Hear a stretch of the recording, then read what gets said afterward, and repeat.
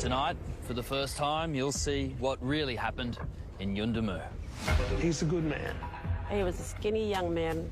Highly principled, highly trained. He wasn't going to harm anybody. A young Aboriginal man shot dead by a white cop. The police approached the house. The whole incident captured by body cam. What's your name, mate? Just put your hands behind your back. That's when he comes up with the scissors. It went from 0 to 100, already been stabbed. He was stabbing me, he was stabbing you. It's placed great divide. It shouldn't have happened. Walker was a dangerous man. It's all about surviving. The truth will come out. This guy wasn't a sweetheart. A police officer charged with murder. A bloody good cop. We just want justice. The ramifications are immense. More anger across the country. An attempt to win an election. Your days are numbered. We need an answer. The consequences will flow. What an absolute disgrace. Mr. Walker was extremely motivated. A good cop hung out to dry, or justice for Walker. There's a lot more to this case. He's a cold-blooded murderer. What would you do?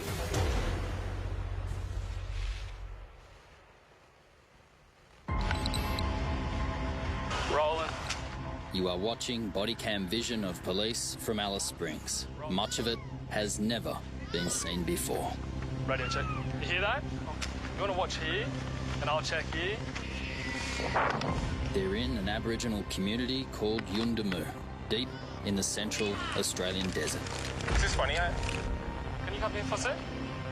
Can I ask you a question? Hey, missus, where's Arnold at? The young man they're looking for is Arnold Walker. Can we go check inside? So you don't know who else is in the house?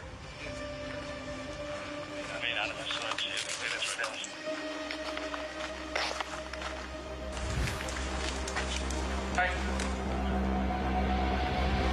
They find him. They shoot him.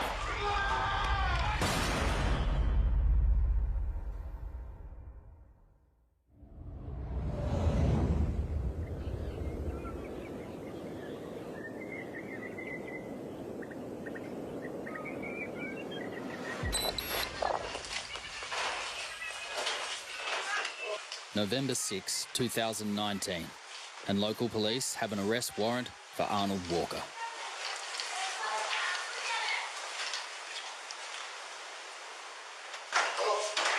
Where's Arnold? Which room, Arnold?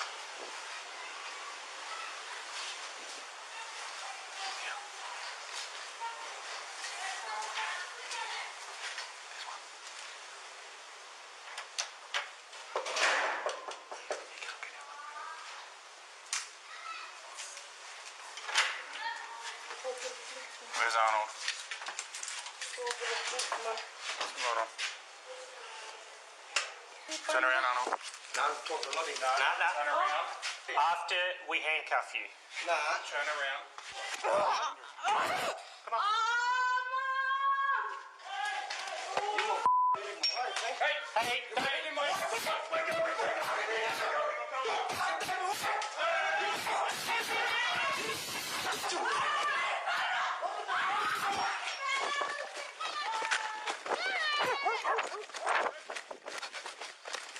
They give chase, but they lose him in the scrub. I got my spray. I was had to pull that out.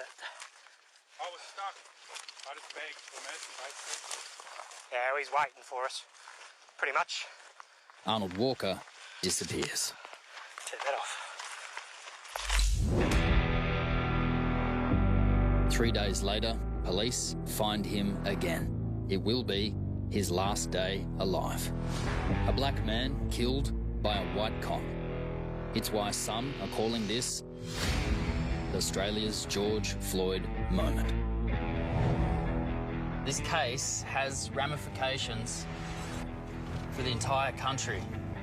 You have a 19-year-old Indigenous man, Arnold Walker, shot dead by a white cop, Zach Rolfe. Now, both sides are absolutely certain that they are in the right. Now, Rolfe, a policeman, has been charged with murder.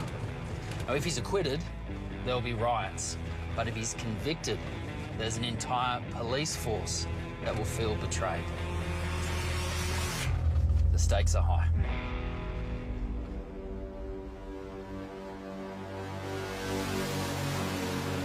Is Zach a racist? No. Colour, creed doesn't come into it. It's whether you're a good person or not. That's what Zach sees. Because he is facing trial for murder, this now 30-year-old policeman can't speak publicly. Are you sorry for what you did? Did he lunge at you with a knife? But his father can.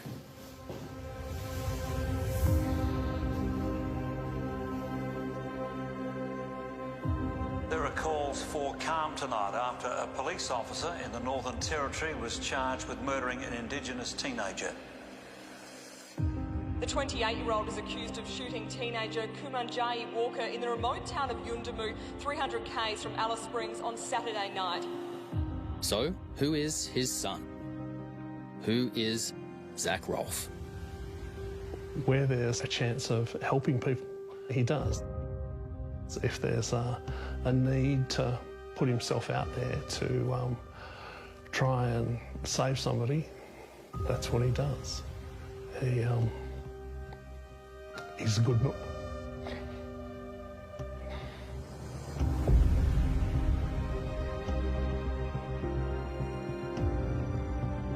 He joined the army at a young age, went to Afghanistan, came back, joined the Northern Territory Police, graduated and was awarded the academic prize. He duxed his class.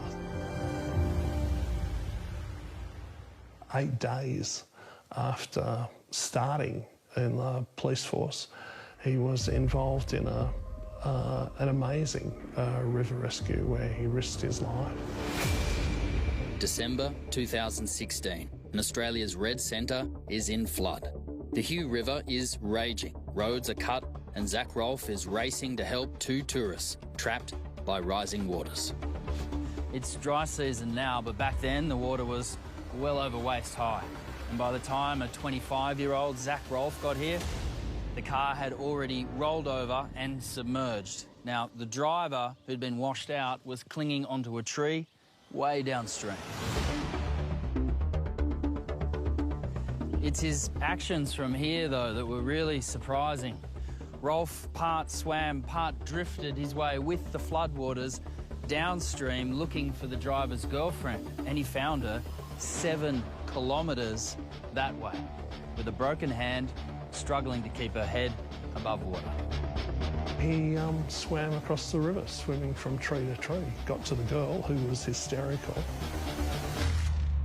And she was saying, we need to call the police, and Zach was saying, well, I am the police. He put her on his back and swam across the river.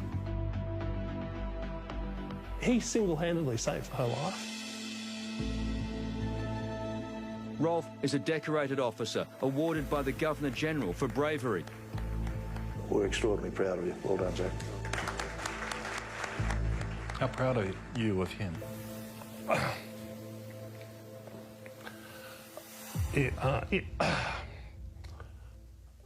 Incredibly proud. Do you still intend to plead not guilty? But essentially the claim is that he's a cold-blooded killer.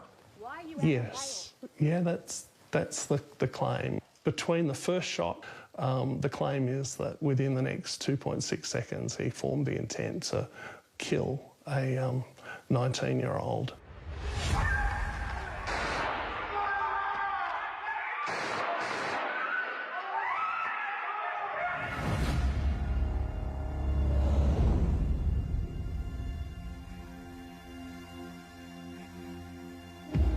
In his local township of Yuendumu, Walker was loved and feared. He was popular with friends and family, but he could be violent. To understand the man, it helps to understand where he grew up. Arnold lived here in Walbury Camp, just outside Alice Springs, but it was not an ideal childhood. Both his parents passed away when he was young. Both of them had problems with alcohol. His father passed away in prison. He was raised here by his stepmother. Walker was born with fetal alcohol syndrome, and life grew steadily worse from there. Best Price is one of his grandmothers. He didn't have a father to be there to raise him, and he didn't have his birth mum. And with young men, once they become, past the age of 16, you're left on your own to fend for yourself in our culture. And people would have tried to point him in the right direction, but it was difficult. This is Arnold Walker's criminal record. His first offence is at 14 years of age. By 19, his rap sheet runs for more than 13 pages.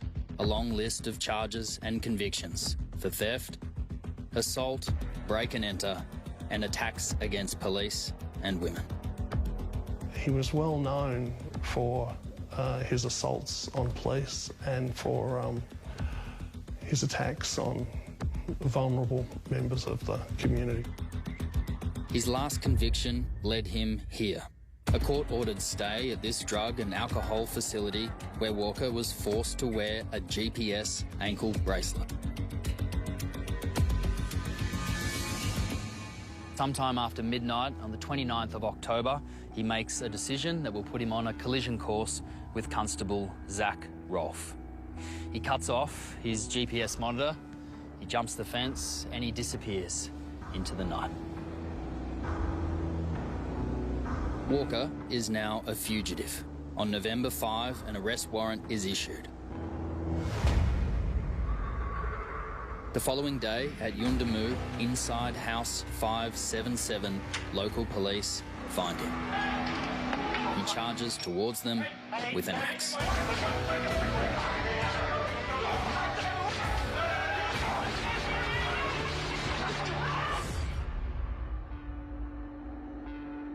Now, whether Arnold Walker intended just to frighten police out of the way or to threaten them with that axe, to police it made no difference. He went from troubled youth on the run to armed and potentially dangerous. One of the policemen he attacks is Constable First Class Christopher Hand, the boyfriend of Julie Frost.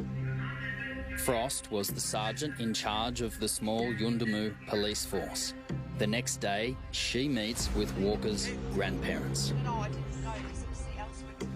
She explained to the grandparents that if Walker didn't surrender within 2 hours, that she would organise to get the tactical police to come to Yuendumu, where they would hunt Walker down like a dog and shoot him. And we know that's what Julie Frost said, because Walker's grandmother says on camera, Julie Frost, you said on Wednesday night the tactical police would come here and hunt Walker down like a dog and shoot him. When I heard you say that they was going to bring a task force in here to be able to look for him and hunt him down like a dog, that's... You said, oh, they might be able to shoot him too. I can only imagine that that information spread like wildfire through the community. Thanks to the axe incident in that very house, it's now far too hot for local police to handle. An immediate response team is called in from Alice Springs, among them Constable Zach Rolfe. Richard Rolfe says neither his son Zach or Zach's partner were warned by Julie Frost of her comments the day before, or the anger they'd caused.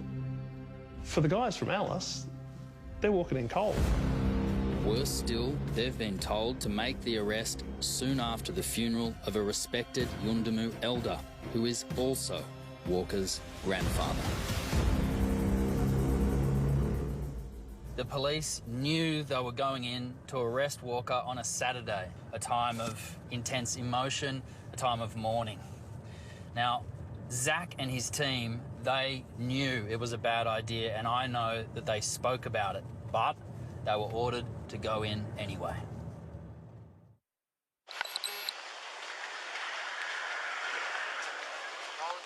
Rolling. You want to watch here? Yep. And I'll check here. Hey, miss. Can you come here for a sec? Can I ask you a question? My name's Zach, When you in town? We're here to grab up Arnold, This house or this house? Arnold Walker. You seen this man? The footage of Zach walking in, I mean, he's the most professional, most courteous, most polite police officer ever. Hey, little one. Hey, missus. Hey, missus, where's Arnold at? They have no idea where Arnold Walker is. Go check inside? All right. Local police could have helped, but Julie Frost denied the request for assistance. Who went in the back there? Someone went in the back room. Who's that? So you don't know who else is in the house?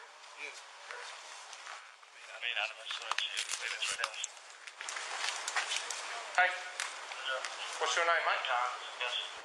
Hey, mate, what's your name? What's your name? Stop, mate. We're just asking you a question. No need to keep walking.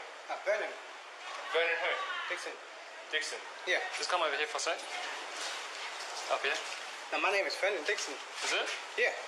It is Walker, but he gives a false name. Be calm. I'm going to put a photo next to your face and see who you are. Just inside the front door, mate. Stand by. Look straight ahead. Just inside the front door. That's not you? Yep.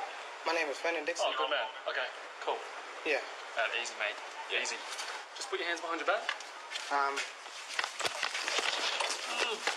Stop it, mate.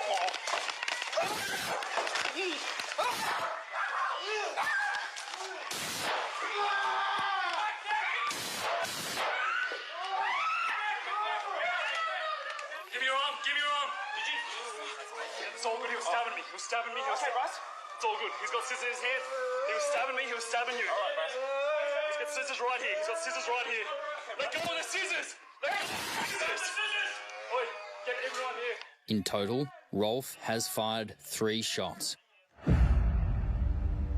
The first into the middle of Walker's back. The second and third into the left side of Walker's chest. The time between shots 1 and 2 is 2.6 seconds. Remember this, it will become crucial later on. Walker clearly states he was going to kill them after the third shot. The lives of both police officers were still at risk. Both Rolfe and his partner have been stabbed. Zach in his left shoulder, his partner Adam above his left armpit. Walker pulls surgical scissors out of his right trouser pocket and he tries to stab my son in the head. And then he does stab Zach in the shoulder, and then Zach steps back immediately to create distance. Zach fires 1 bullet. They continue to struggle, but it's dynamic. They're moving. If Zach had shot immediately a second shot after that, then he could have shot his own partner. As Walker and Zach's partner fall to the ground, Zach's partner is actually in more danger when they're on the ground, because suddenly he doesn't have his feet, he can't create distance, he can't jump back.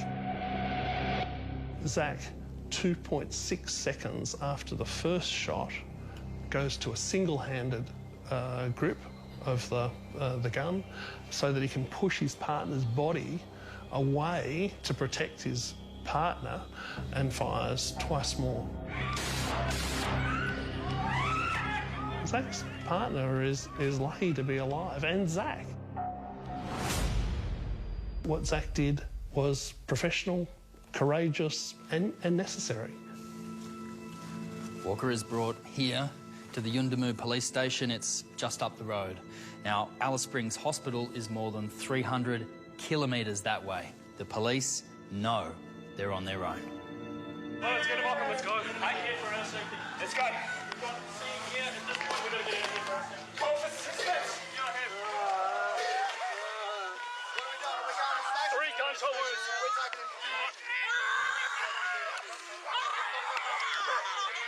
Hey, get off! Get the fucking dogs off! Back off! Right, I'm getting in with him.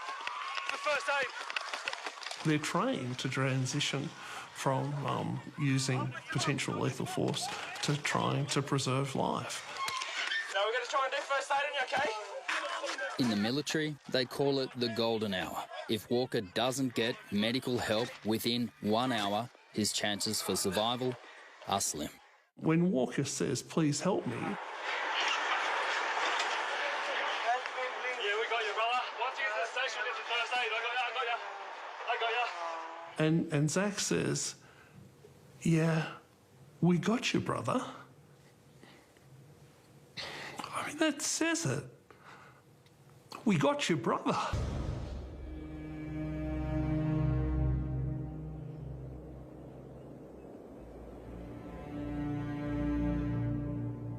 So detectives and crime scene are coming down now. Yeah.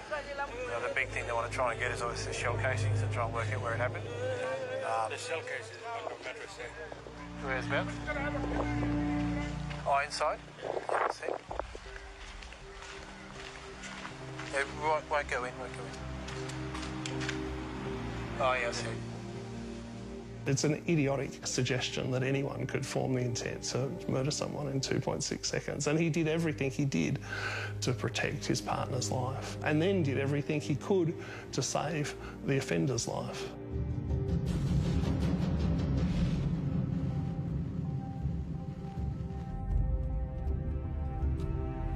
Yeah, let's go.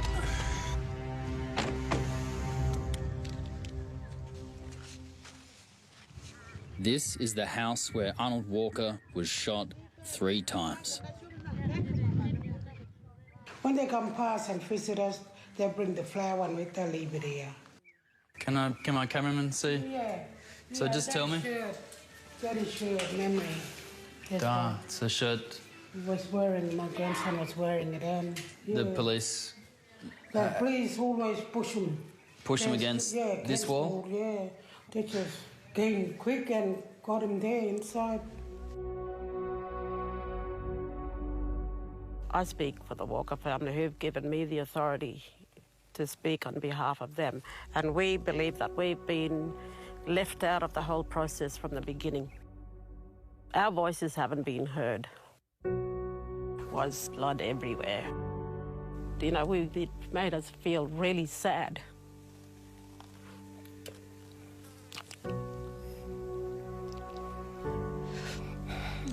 To see how a young man, a human being, could be treated like that. It would have been done better.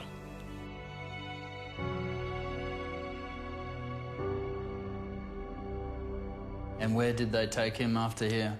Just drag him out like a kangaroo. It was really cruel. 3 guns forward.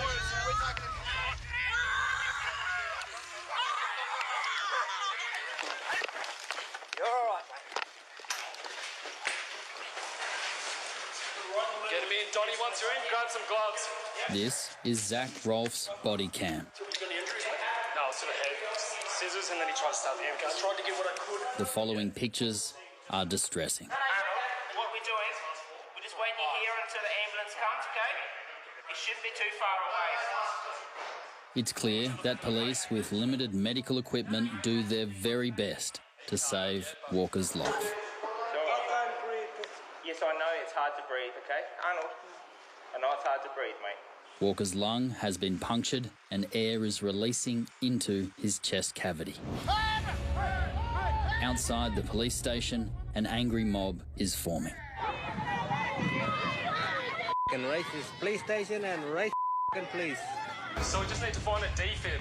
Inside, Zach Rolfe is desperately trying to locate a defibrillator. Clinic.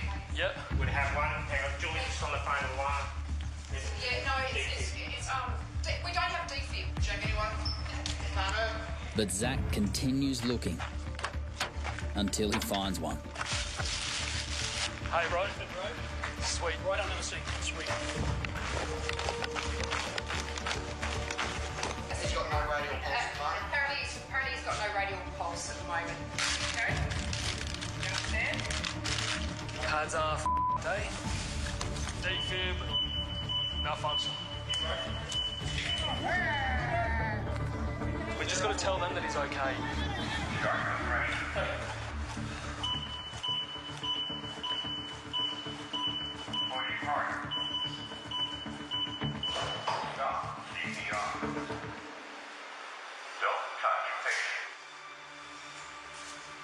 So we calling it?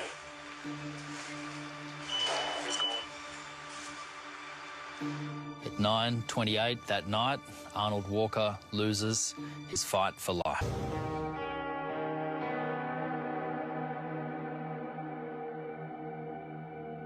Has there been any talk amongst the family about the time taken between the first shot and the second shot? 2.6 seconds. It shouldn't have happened. It was too long. The action they took from the first shot to the second shot was too long, and we wonder what happened in between and how it could have been avoided. Is this a lawful shooting, or is it murder?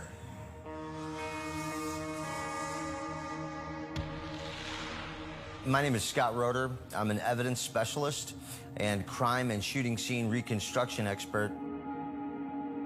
In the last 21 years, we've consulted on over 700 individual cases. In America, we asked Scott Roeder to reconstruct and reenact the decisions that ended a life and now see another man facing a life sentence. Hey, little one. Hey, missus. Well, the first thing that I noticed was their professional behavior. Can we go check inside? But there was something also with that courteousness where the officer was a little too relaxed. Just inside the front door, mate. Stand by. Look straight ahead. Just inside the front door. That's not you? Yep. My name is Fenton Dixon. Oh, good man. Okay, cool. Yeah. Easy, mate. Yeah, easy. Just put your hands behind your back. When it goes from 0 to 100, I don't think he was ready for that attack. Hey, mate, what's your name? Stop, mate. We're just asking you a question. No need to keep walking. Vernon. Vernon who? Dixon. He doesn't seem on drugs. He doesn't seem drunk to me. Yeah. He's very calm, cool, collected. Inside the front door, mate. Stand by. Look straight ahead. That's not you? So right when they hold the cell phone up to his head, he knows he's going down. And at that time... Just put your hands behind your back. That's when he pulls the scissors out. He was an existential threat. He was the most motivated man in the room. Now, how long does it take for me to be fully compliant and then right at you? I could get 1, 2, 3, 4 stabs in you before you even realize what's happening. Just put your hands behind your back. So the officer tries to maintain control of the arms to diminish the threat. One officer is now injured. He's got these scissors buried deep into his shoulder. So not only does he have to make a good decision, but he's got to make that good decision balanced with pain, balanced with adrenaline, Stop it, mate. and the safety of his partner.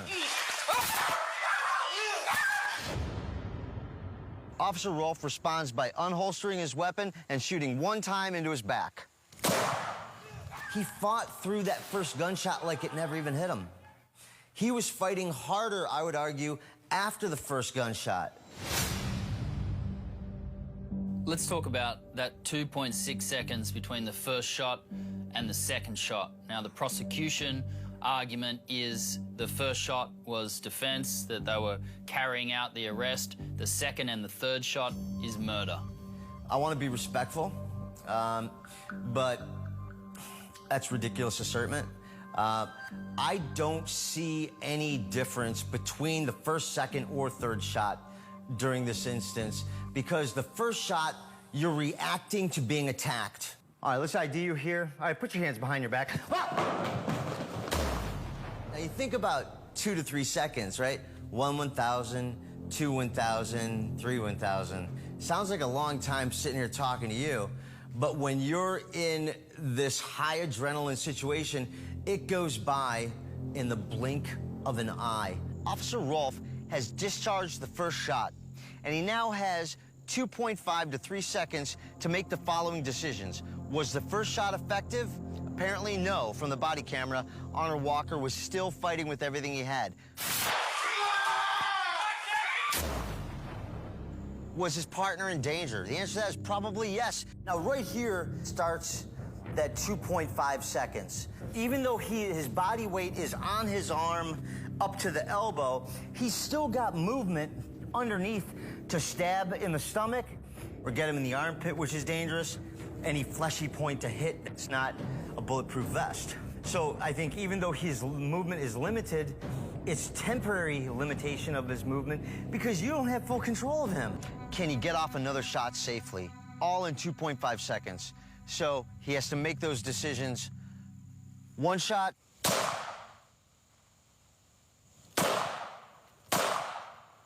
That gap of 2.5 to 3 seconds. There's no premeditation going on in the middle of a tussle like this. I think what's going on is survival. And this is that gray area. It's about, did you use the right discretion in using deadly force? And in this case, I would say yes. I think they used a lot of compassion in giving Mr. Walker an opportunity to comply with the first shot, and it was only after he continued to attack with the edged weapon that they discharged 2 more times. Even after 2 shots, they still tussle with him to get his arms behind his back and struggle to get those scissors out of his right hand. Give me your arm, give me your arm. It's all good, he was stabbing me, Okay, Bryce? It's all good. He's got scissors in his hand. He was stabbing me, he was stabbing you. All right, Bryce.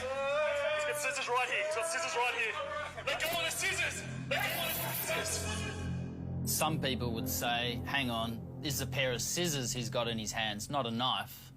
Yeah, this is more dangerous than a knife because on a knife, you can't put your fingers through the holes so that you can't be disarmed. How do you disarm me? This is attached to my hand. All of the soft tissue in the neck, the face, the eyes, the temple, and the legs are exposed. With that tip, you might even be able to plunge it down all the way to the handle, right? Like if I got into some soft belly, especially under the armpit, like look at how far we could get that into you. And if you think about that, look at how deep that is. It's the width of my neck. And that's a kill shot with a pair of scissors.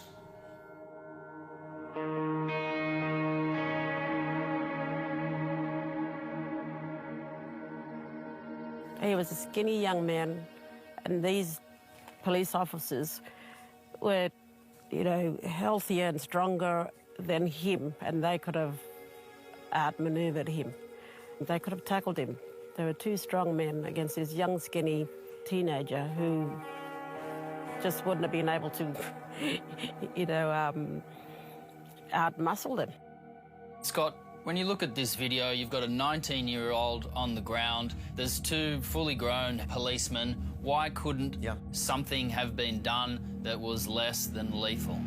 Listen, I'm very sympathetic to victims of police violence. I've personally worked on dozens of cases testifying against the police on cases that I think are flat-out murder, and I've laid my stake down in the name of science on those cases. This isn't one of those cases. This is not somebody walking home with a gallon of milk from church. This is a motivated individual who's at the peak of his physical prowess, 19 years old. God, I wish I was as strong as I was when I was 19 years old. That's not a boy, that is a man. It's a tragedy that Mr. Walker's dead, but I think, unfortunately, it was all within his control, I believe. In your opinion, do you believe that the shooting of Mr. Walker was justified? I do believe that the shooting was justified, and I do also equally send my deepest compassion to Mr. Walker's family as well. The consequences will flow as a result of that investigation. That's a silly comment, at best.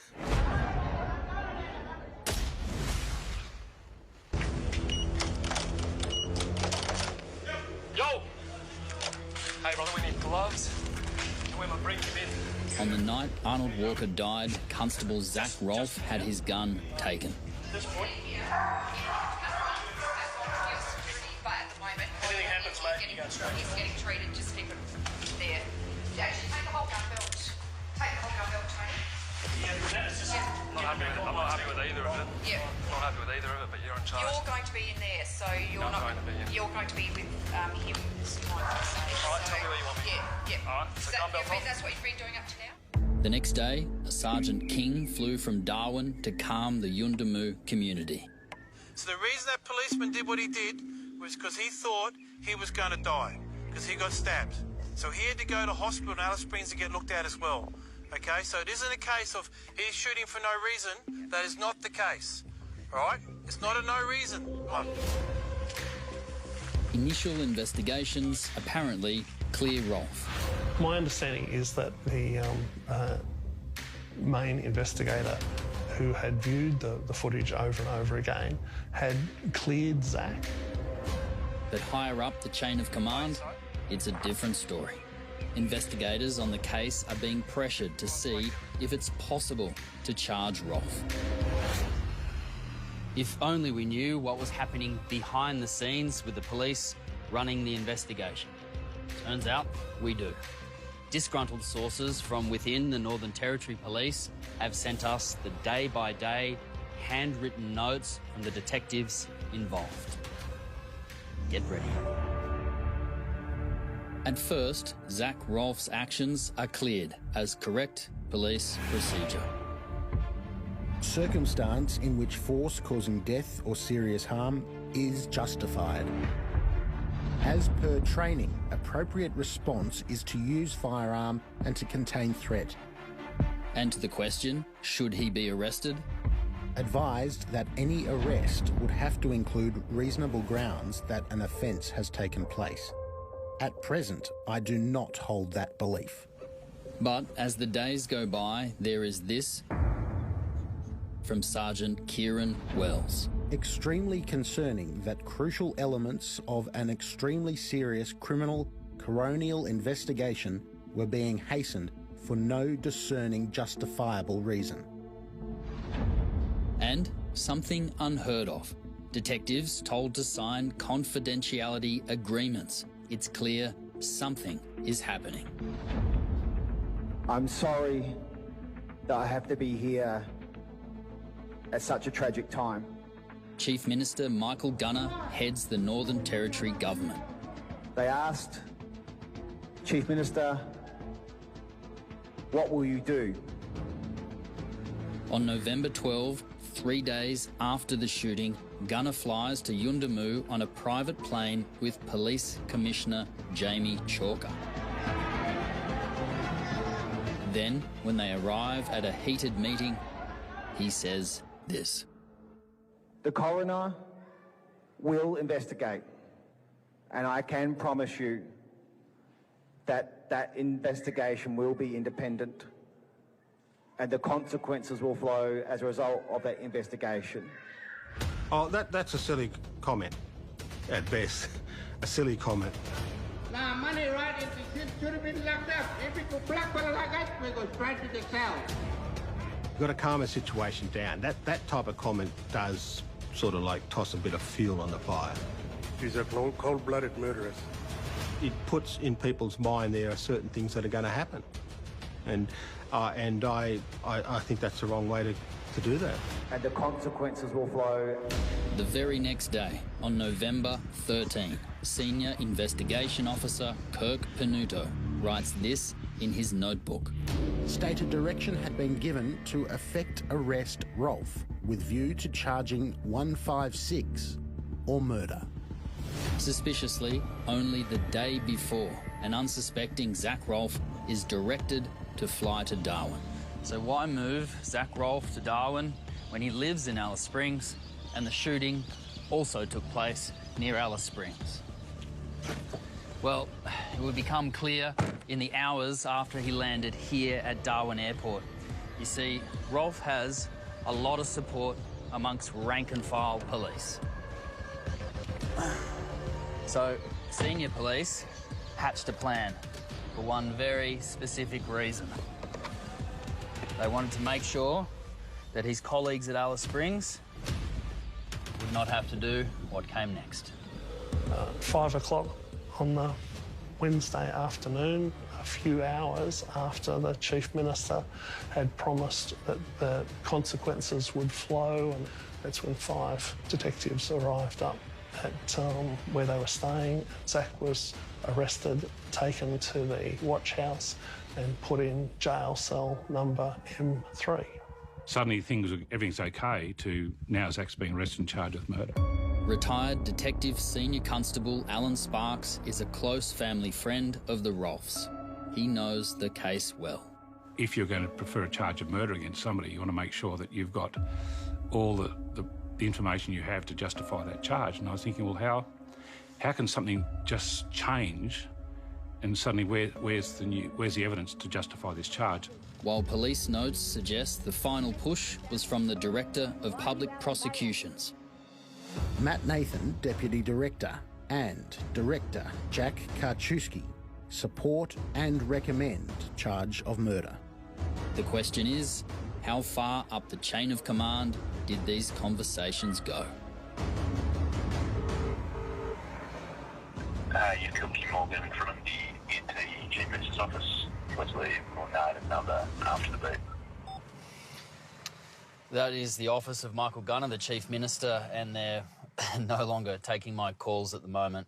There has been some correspondence back and forth, and so far he hasn't wanted to comment because he didn't want to be seen to exerting any political influence in this case before it goes to trial, and that is fair enough. But my question is this: was he this removed, was he this silent back when the investigation into Zach Rolfe was taking place? I think that he was convinced that he could get a lot of votes if he threw Zach under the bus. Well, the fix was in. There are still late developments on this explosive story, and we thought it best to update you right now. As we go to air tonight, there are still late developments on this explosive story, and we thought it best to update you right now. As one source put it to me, the inquest into how all this happened will be bigger than the murder trial itself. Police in the NT are leaving in droves, more than 200 since Rolfe was charged. No less than the Assistant Commissioner, Narelle Beer, resigned last month. I can tell you now it is because of the way this investigation was handled. And the lead coronial investigator on the case, Scott Pollock, a veteran described to me as the best in the territory, was placed on extended leave over this document, now known as the Pollock Report. In it, he is critical of the investigation, so he was replaced. Career over. And right to the top, I have confirmation of a meeting between the Chief Minister, Michael Gunner, the Police Minister and the Police Commissioner on the day Rolfe was charged with murder. Something in all this is rotten to the core. And that's not to say Constable Zach Rolfe is innocent or the shooting was justified. The courts and the evidence will decide that, and that's how it should be.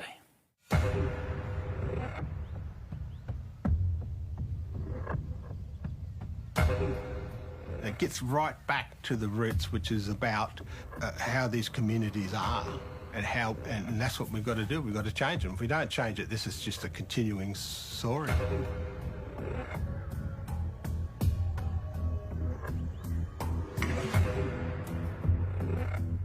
Am I proud of him? Incredibly. Am I proud of him for trying to save Walker's life? Yes, I am. Am I proud of him for trying to save his partner's life? Yes, I am.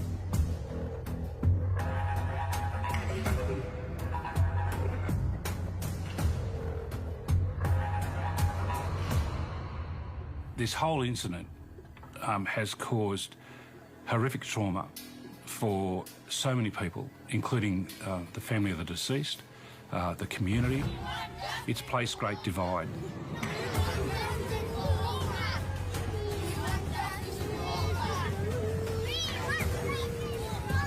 Police officers and that were in danger. You can't say they were not in danger.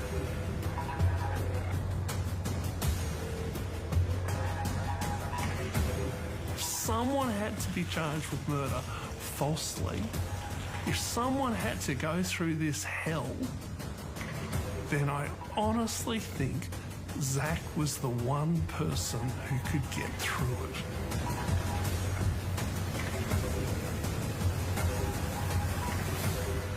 We just want justice.